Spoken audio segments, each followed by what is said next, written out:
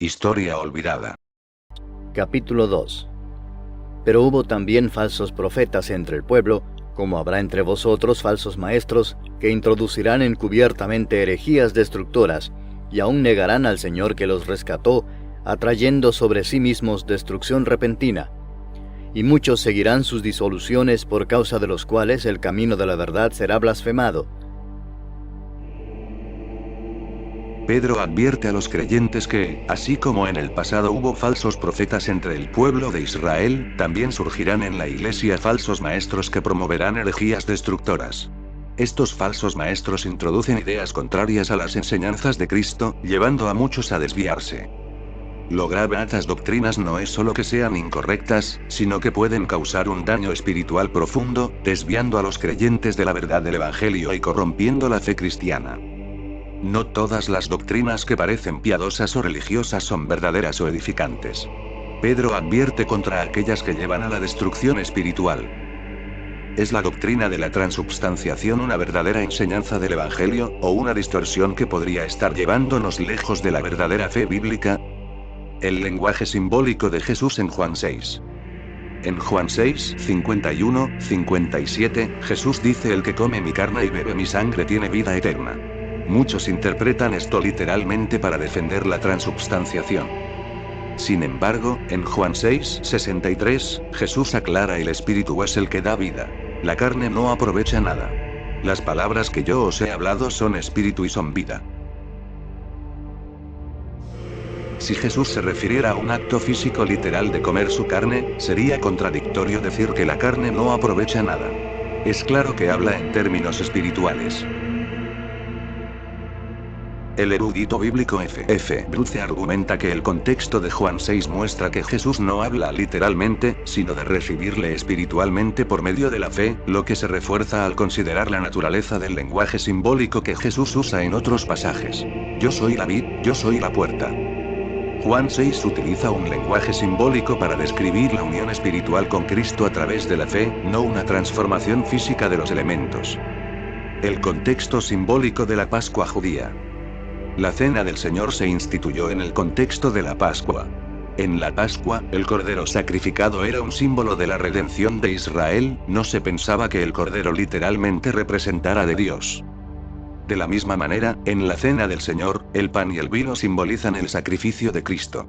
Mateo 26, 26, 28, este es mi cuerpo, esta es mi sangre. Jesús usó la palabra es, que en griego es estin, la cual puede significar representa en contextos simbólicos. Si el Cordero de la Pascua era un símbolo de liberación en el Antiguo Testamento, tiene sentido que el pan y el vino sean símbolos en el Nuevo Testamento, como una forma de recordar la obra de Cristo. El contexto judío de la Pascua confirma esta interpretación simbólica. La Eucaristía es una continuación del simbolismo pascual, no una transformación literal de los elementos. La prohibición bíblica de consumir sangre. Levítico 17, 10, 12 y Hechos 15, 20 son claros: está prohibido para el pueblo de Dios consumir sangre, debido a su carácter sagrado. Si Jesús hubiera enseñado que literalmente debemos consumir su sangre en la Eucaristía, habría ido en contra de esta prohibición establecida por Dios. No hay ningún registro de que Jesús derogara esta ley en relación con la sangre. Si los discípulos hubieran interpretado las palabras de Jesús en la última cena como una orden literal de beber su sangre, esto habría causado un escándalo mayor. La única manera de entenderlo coherentemente es de forma simbólica. La prohibición de la ley de Moisés sobre consumir sangre refuerza que las palabras de Jesús en la Eucaristía deben entenderse simbólicamente. El sacrificio único y definitivo de Cristo. La doctrina de la transubstanciación implica que el sacrificio de Cristo se hace presente en cada misa. Sin embargo, Hebreos 9, 26, 28 y 10, 10, 14 son claros: Cristo se ofreció una sola vez, un sacrificio perfecto y completo. Porque con una sola ofrenda hizo perfectos para siempre a los santificados.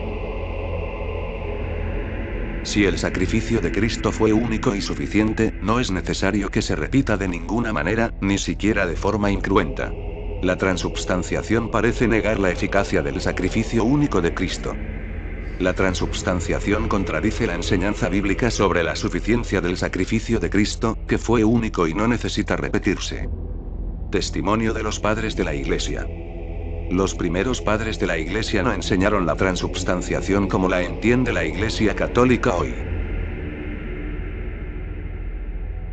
Justino Mártir y Tertuliano describieron la Eucaristía de manera simbólica, no como una conversión literal. Justino habla de la participación espiritual en el cuerpo de Cristo.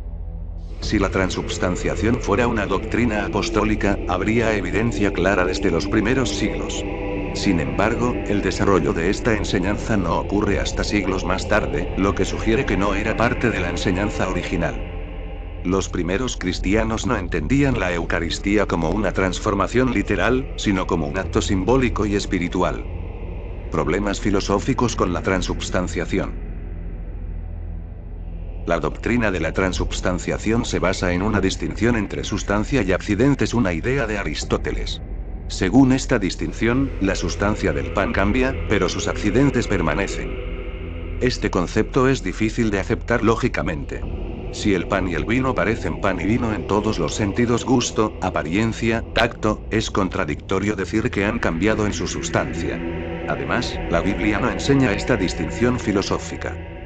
La transubstanciación se basa en una idea filosófica que no tiene fundamento bíblico y que crea problemas lógicos. La enseñanza de Pablo en 1 Corintios 11. En 1 Corintios 11, 23, 29, Pablo habla de la cena del Señor y dice: cada vez que coman este pan y beban esta copa. Incluso después de las palabras de consagración, Pablo sigue refiriéndose al pan, lo que indica que no ha habido un cambio literal.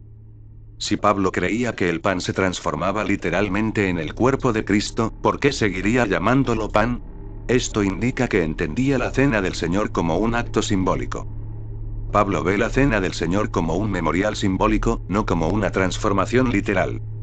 Basándonos en las Escrituras, la lógica, el testimonio de los padres de la Iglesia y la historia, es claro que la doctrina de la transubstanciación no tiene un fundamento sólido.